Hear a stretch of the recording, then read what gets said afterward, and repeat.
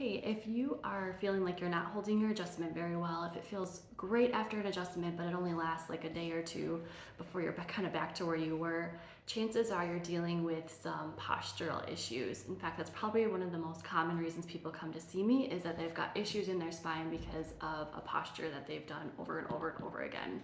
So, a few tips and tricks to look at in your own life to try to help correct some of these posture patterns.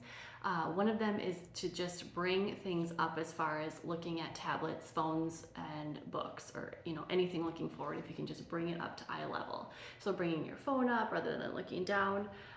If you are working at a computer most of the day, you really want to make sure that your screen is up to eye level. I have a nice plastic stand. If you're on the couch, always use pillows or something to just prop it up. Even if it's not perfectly at eye level, bringing it up a little bit can make a big difference. Also, I'd say if you are working on a laptop, it is important to have a separate keyboard and a separate mouse so that you're not hunched over leaning into the computer.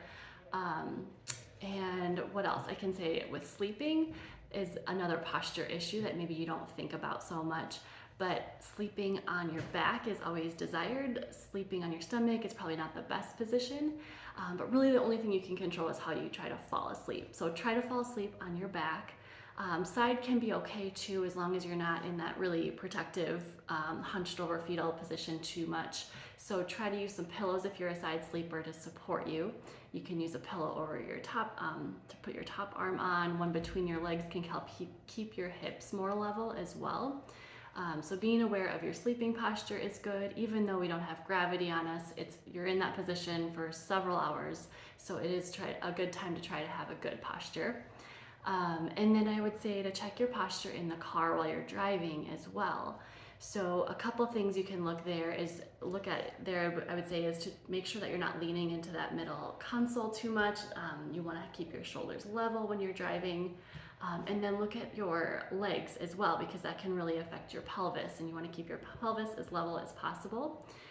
Cruise control is always desired, but not always possible. So if you can't use cruise control, I would say to try to have try propping your left foot up along with your right. So if you're using the gas and the brake with your right, put your left foot up too to try to keep your hips a little bit more stable. So try these tips. I hope that they can help you out, and certainly it's small changes, but long term they'll make a big difference in how your spine is and its health.